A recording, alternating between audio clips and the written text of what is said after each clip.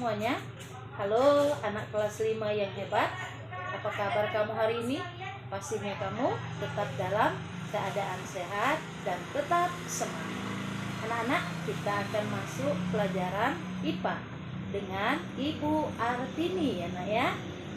Tapi untuk mengambil berkah dari pelajaran yang akan kita laksanakan, ada baiknya kita berdoa.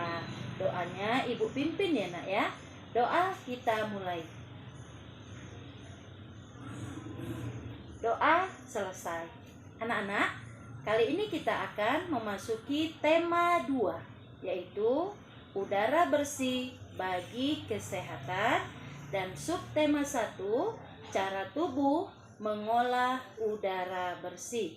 Dan di pembelajaran yang pertama kita akan membahas tentang organ pernapasan makhluk hidup ya nak.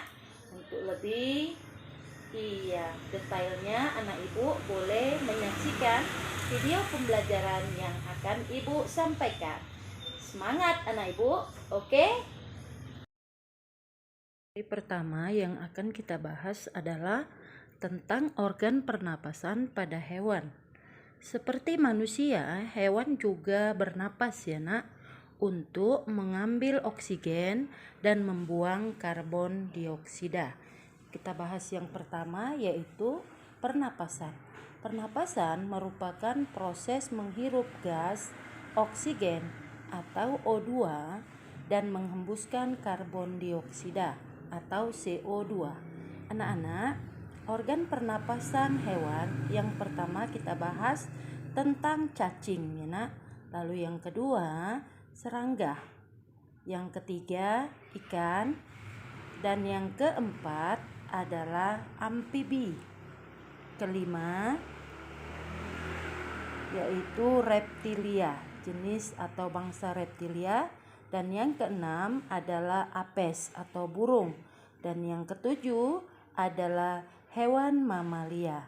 Anak-anak, kita mulai dari pembahasan yang pertama, yaitu cacing. Ananda semua sudah tidak asing lagi dengan kata cacing. Cacing tidak memiliki alat pernapasan yang khusus ya nak. Cacing bernapas melalui permukaan kulit. Kulit cacing selalu basah dan berlendir untuk memudahkan penyerapan oksigen dari udara. Cacing bernapas menggunakan kulitnya. Di bawah permukaan kulit cacing yang tipis terdapat pembuluh darah. Saat udara masuk melalui kulit, oksigen diikat oleh darah. Pada darah cacing terkandung hemoglobin sehingga mampu mengikat oksigen ya nak. Lalu yang kedua adalah serangga. Serangga adalah hewan yang bernapas dengan trakea. Ini pertama organnya adalah mulut. Mulut tempat masuknya udara. Ini gambar mulut. Lalu yang kedua adalah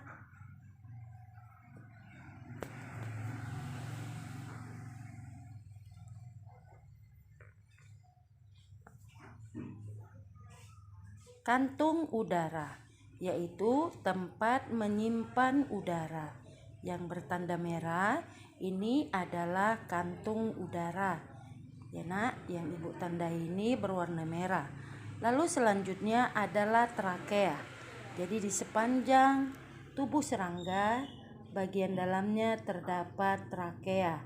Apa yang dimaksud dengan trakea? Trakea adalah sekat-sekat yang terdapat di antara kantong-kantong udara. Adapun fungsi trakea adalah penghantar oksigen ke dalam sel-sel tubuh ya nak. Ini adalah gambar trakea. Lalu selanjutnya kita masuk kepada paru-paru. Nah, ini yang masih berwarna merah ibu tandai itu adalah trakea. Jadi trakea itu sekat-sekat antara rongga-rongga udara. atau kantung udara. Selanjutnya, trakea ini akan bermuara kepada spirakel. Apa yang dimaksud dengan spirakel anak-anak? Yaitu spirakel tempat bermuara trakea, jalan keluar masuknya udara. Selanjutnya, kita akan masuk ke ikan. Ikan atau Pisces. Ini ada gambar ikan ya nak. Yang pertama, alat pernapasan ikan itu adalah insang. Yang ibu kasih itu yang pertama, air akan masuk atau udara melalui mulut ikan. Jadi masuknya air yang mengandung oksigen. Nah, ini yang di depan itu adalah mulut ikan. Lalu rigi-rigi insang. Rigi-rigi insang yang ada tanda panah ibu buat yang berwarna hitam kecil itu adalah rigi-rigi ikan. Fungsinya penyaring air saat ikan bernapas. Jadi selanjutnya kita masuk kepada lembaran insang. Ini nak, lembaran insang adalah yang berwarna merah. Nah, ini merupakan lembaran insang. Lembaran insang ini itu terdapat di sisi kanan kiri dari kepala ikan. Fungsinya adalah mengandung pembuluh darah yang berguna untuk menyerap oksigen. Lalu ada lengkung insang. Anak-anak, lengkung insang ini yang berwarna putih yang ditunjuk oleh tanda panah. Ini adalah lengkung insang, tempat melekatnya lembaran-lembaran insang. Jadi lengkung insang itu adalah tempat melekatnya lembaran-lembaran insang. Lalu ada penutup insang, operkulum. Jadi kalau ini operkulumnya tidak terlihat ya nak, karena insangnya terbuka.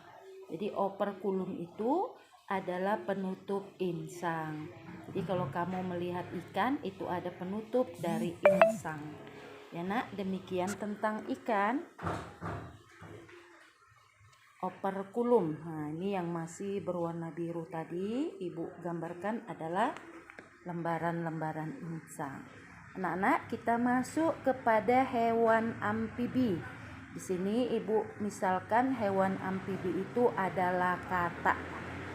Katak, nampak ini nak, yang pertama alat dan organ pernapasannya adalah rongga mulut. Nampak? Iya. Apa fungsi dari rongga mulut pada katak? Yaitu tempat masuk dan keluarnya udara. Lalu koane. Tuh nak, yang bertanda panah putih ibu buat koane. Koane adalah penghubung rongga hidung dan rongga mulut. Anak-anak nampak itu koane. Lalu selanjutnya adalah paru-paru dan kulit. Ini paru-paru yang terdapat di dalam rongga dada. Lalu kulit itu yang di luar ya nak. Paru-paru, iya, di dalamnya ada bronkus, tempat pertukaran oksigen dengan karbon dioksida. Jadi katak bisa bernapas dengan paru-paru dan dengan kulit, sehingga kulit katak selalu lembab untuk memudahkannya menghisap oksigen. Itu dia alat pernapasan katak atau kodok. Selanjutnya adalah hewan reptilia. Di sini ibu kasih kamu gambar kadal. Contoh dari hewan reptilia itu adalah kadal. Yang pertama, lubang hidung kadal. Yang di depan ini adalah lubang hidung kadal ya nak ya.